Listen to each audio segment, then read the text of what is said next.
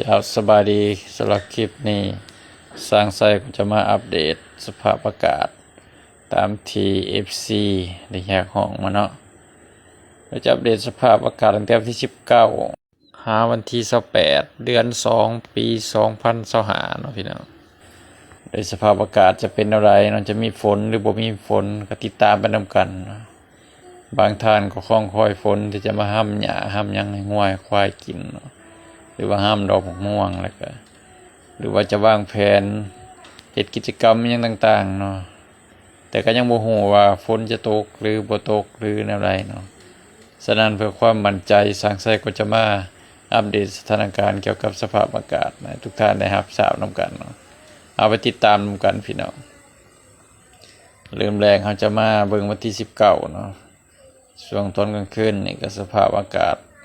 จะยังบ่ทันมีการเปลี่ยนแปลงอะไรหลายเนาะหลายพื้นที่ก็ยังบ่ทันมีฝนเนาะฝนยังจะบ่ทันได้ตกเนาะแต่ว่าทางภาคเหนือนี่ก็ระมัดระวังไว้เนาะอาจจะมีฝนตกซึ่งเป็นฝนในระดับค่อยหาปานกลางแต่ว่าอาจจะมีฟ้าห้องฟ้าก็เป็นไปได้เนาะเพราะว่าเป็นฝนแรกของปีเนาะนับตั้งแต่นครหลวงเวียงจันทร์ขึ้นไปเนาะจนฮอดพุ่นแหละพงศาลีเนาะก็เตรียมหาไม้หามือกันไว้วันที่19มีท่าอีหยังที่ฝนจะตกเนาะมาต่อกันที่วันที่20เนาะวันที่20สภาพอากาศโดยรวมก็บ่ค่อยมีหยังหลายเนาะทางภาคกลางภาคใต้ก็บ่มีฝนคือเก่าส่วนภาคเหนือก็อาจจะมีฝนตกได้เนาะตัวนี้เนาะก็ระมัดระวังกันไว้เนาะวันที่20นี่เนาะส่วนใหญ่ฝนจะตกอยู่ทางภาคเหนือหลายเนาะในช่วงนี้เนาะส่วนกลางภาคใต้ก็ผิดหวังเนาะฝนบ่ตกมาห้ามดอกม่วงให้ซักมาเบิ่งวันที่21เนาะ21ก็คือเก่าเนาะอุณหภูมิอิหยังต่างๆซ้ำเก่าเนาะกลางเว้นก็30ปลายองศาเนาะกลางคืนก็ประมาณ20กว่านี่แหละเนาะ21-22องศาเนาะภาคเหนือคือเก่าเช่นเคยอาจจะมีฝนตกได้เนาะพี่น้องก็ระมัดระวังกันไว้เนาะส่วนกลางกับใต้ฝนแล่นกายเนาะบ่มีฝนคือเก่าแต่ว่าเป็นฝนที่แบบว่าตกเป็นบางจุดบางบ่อนเนาะจะบ่ได้ตกทั่วเนาะทางภาคเหนือเนาะเดี๋ยวเบิ่งวันที่22เนาะพี่น้อง22เข้ามาก็คือเก่าเนาะสภาพอากาศคือเก่าฝนไปเน้นอยู่ทางภาคเหนือเนาะแถวพงศาลีแถวนั้นเนาะลำธารเนาะส่วนแถวทางแต่เวียงจันทร์ขึ้นไปหาภาคเหนือนี่มันอาจจะเนาะอาจจะตกได้ก็บ่ 100% เนาะเพราะว่าฝนจะตกเป็นบางพื้นที่เนาะส่วนว่ากลางภาคใต้บ่ค่อยจะมีฝนเนาะพี่น้องวันที่23นี่อุณหภูมิจะลดลงจะมีลมแห้งในภาคกลางเนาะกลางภาคใต้นี่มันลมจะแห้งในวันที่23แต่ว่าอุณหภูมิจะบ่ได้ลดเนาะอุณหภูมิจะสูงคือเก่าเนาะแต่ว่ามีลมเข้ามาแห้งซื่อๆเนาะส่วนภาคใต้อาจจะมีฝนได้เนาะในวันที่23เนี่ยอาจจะมีฝนตกได้นะส่วนภาคกลางก็บ่ปานใดเนาะภาคกลางบ่ค่อยมีฝนปานใด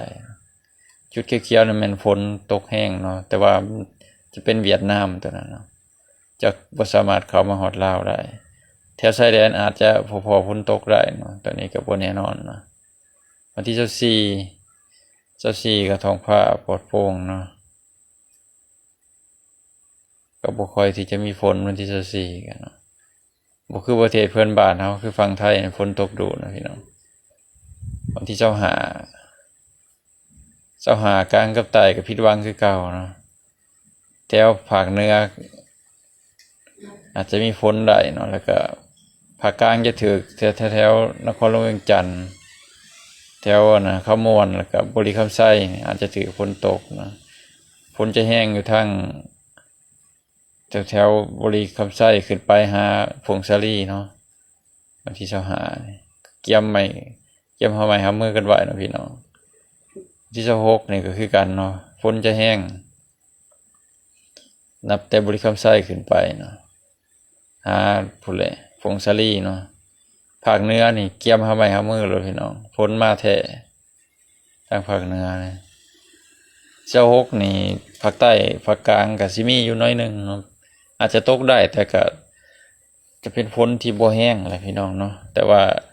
จะเป็นฝนฟ้าคะนองเป็นฝนแบบว่าฝนไหม้หั้นนะที่ฟ้าห้องฟ้าแตกหยังประมาณนั้นนะมันบ่เป็นพายุเนาะตัวนี้มันเป็นเพียงแต่ฝนประจำฤดูเฉยๆนะจะมาห้ำดอกม่วงห้ำหยังของพี่น้องเฮานี่แหละเนาะนั่นก็เป็นสภาพอากาศคร่าวๆเนาะพี่น้องใครอยู่พื้นที่ได้ก็ติดตามไปตามที่ช่างใช้ได้พอสู่ฟังในแต่ละมื้ออาจจะบ่ละเอียดแนวใดก็ขอโทษขออภัยนำเนาะสรุปก็คือว่านับตั้งแต่บุรีคำไส้ขึ้นไปเนาะตั้งแต่วันที่